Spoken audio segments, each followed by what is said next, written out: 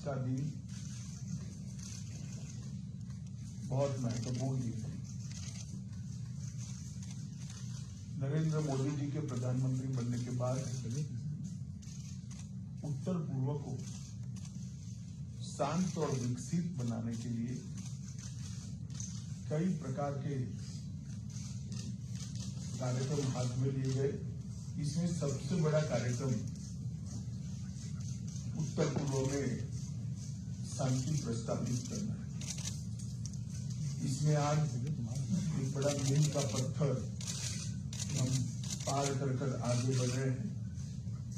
असम के आदिवासी समूह के लगभग 1100 के आसपास जवान हथियार छोड़कर मेन स्ट्रीम में आ रहे हैं।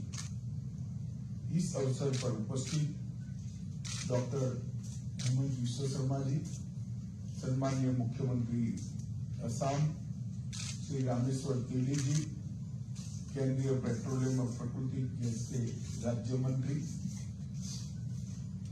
श्री संजय किशन जी, मंत्री असम सरकार, पल्लव लोचन दास जी, लोकसभा के सांसद श्री कामाख्या कासा, राज्यसभा के सांसद, अन्य उपस्थित सांसदगण, पूर्व सांसदगण श्री अजय कुमार भल्ला जी, मुख्य सचिव असम सरकार,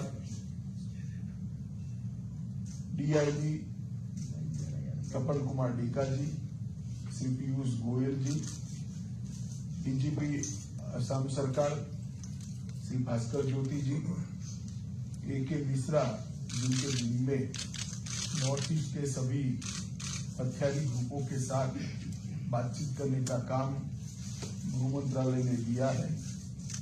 और आज सबसे बड़ी स्वागत में मेरे सभी आदिवासी समूहों के भाइयों का हृदय से गृह मंत्रालय में आप सबका स्वागत करता हूं, आप सभी का अभिनंदन करता हूं। मित्रों, आज जो ये कार्यक्रम है वो कार्यक्रम एक लंबे समय से 2014 से जो हमने प्रक्रिया प्रारंभ की है, नॉर्थ ईस्ट को शांत और समृद्ध बनाने की, वो प्रक्रिया का महत्वपूर्ण पड़ाव है।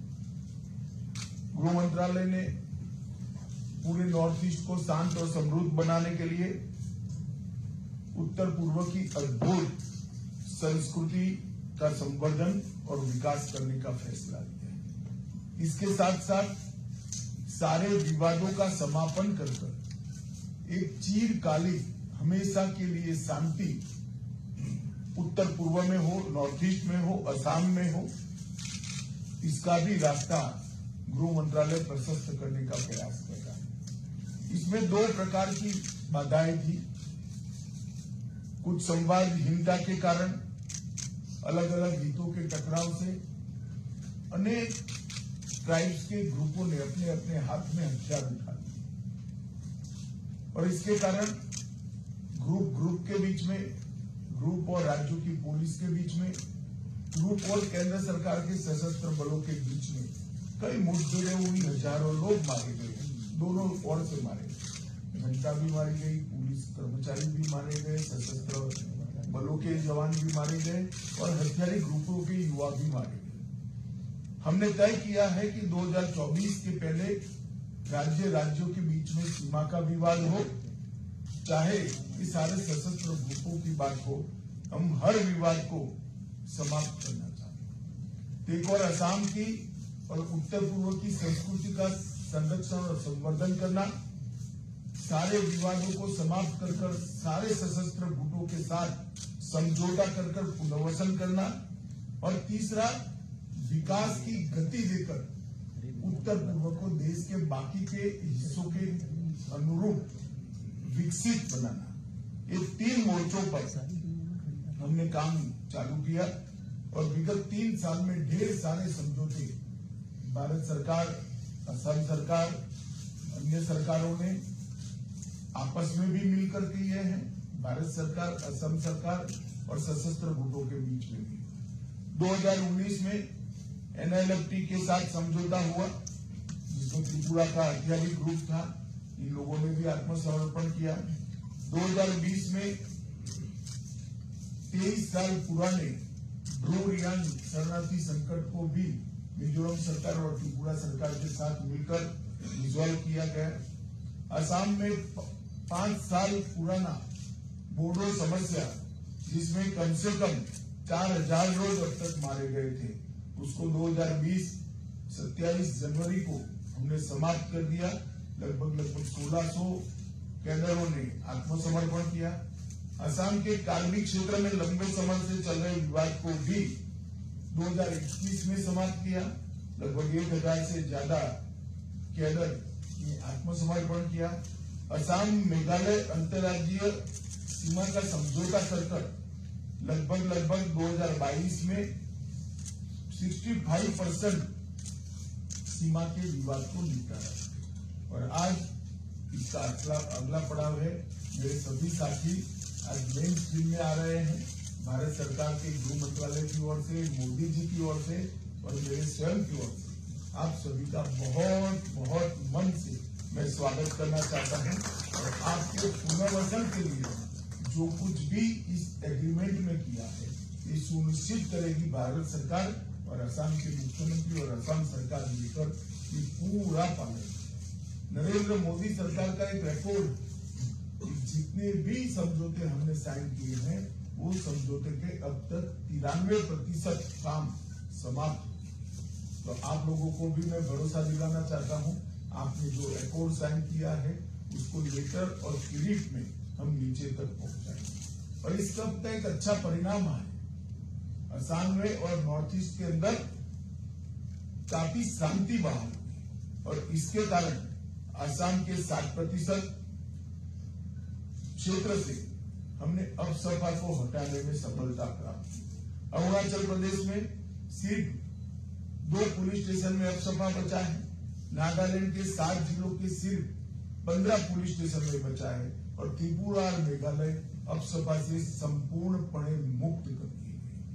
मित्रों, आज हमने आपके साथ समझौते में राजनीतिक, आर्थिक और शैक्षिक आकांक्षाएं जो आदिवासी समाज के लोगों की है, इसको पूरा करने का जिम्मा भारत सरकार और असम सरकार ने लिया है।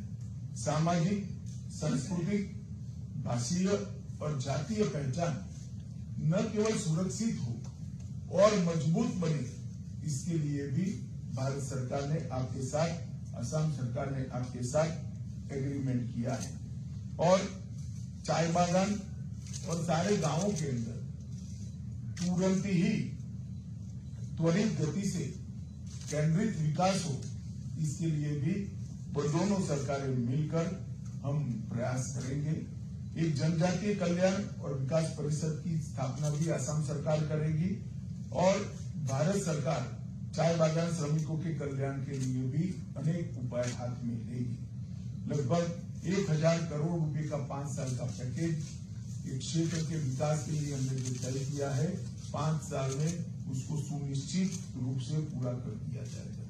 मित्रों, इस अवसर पर मैं आप लोगों को कुछ आंकड़े जरूर बताना चाहता हूं कि घटनाएं जो पहले आतंकवाद से संबंधित घटनाएं जो नॉर्थ ईस्ट में 2014 में जब मोदी जी की सरकार आई थी, तब 824 होती थी सालाना, वो घटकर 158 होती है। और जो जवान मारे जाते थे वो 181 मारे जाते थे। जिन्होंने हथियार हाथ में पकड़ा है वो अब 6 मारे जाते हैं। सिक्योरिटी फोर्सेज जो पहले हर साल 20 मारे जाते थे, अब 2 मारे जाते हैं। सिविलियन पहले 212 मारे जाते थे, अब सिर्फ 6 मारे गए हैं। और सरेंडर ग्रुपों की संख्या लगभग 10,000 पार कर गई। 10,000 युवा मेन स्ट्रीम में आए हैं, ये बहुत बड़ी बात है। और लगभग 7,000 से ज्यादा हथियारों को भी सरेंडर किया गया है। ये बहुत बड़ी उपलब्धि नॉर्थ ईस्ट के विकास के लिए। हम चाहते हैं कि उत्तर पूर्व का सबसे बड़ा राज्य असम ड्रग फ्री हो, टेररिज्म फ्री हो, डिस्प्यूट फ्री हो और संपूर्ण विकसित हो। इस दिशा में मोदी जी के नेतृत्व में भारत सरकार और भारत सरकार का गृह मंत्रालय दोनों पुरजोर कोशिश के साथ काम में लगे हैं। मोदी जी ने हमें अष्टलक्ष्मी का एक विजन दिया है। उत्तर पूर्व के 8 राज्य भारत के विकास के लिए, भारत के अर्थतंत्र के लिए अष्टलक्ष्मी बनकर उभरे। इस दिशा में हम काम करेंगे।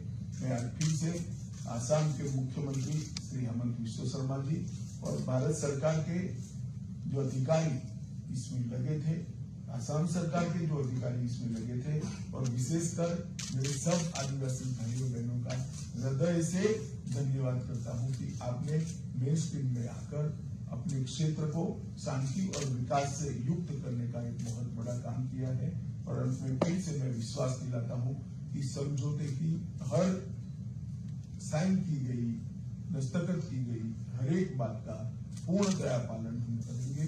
ऐसा विश्वास दिलाकर मेरी बात को समाप्त करता हूं। वंदे मातरम। बहुत बहुत धन्यवाद। हमारे अपर सचिव को मैं रिक्वेस्ट करूंगा कि फॉर्मल धन्यवाद प्रस्ताव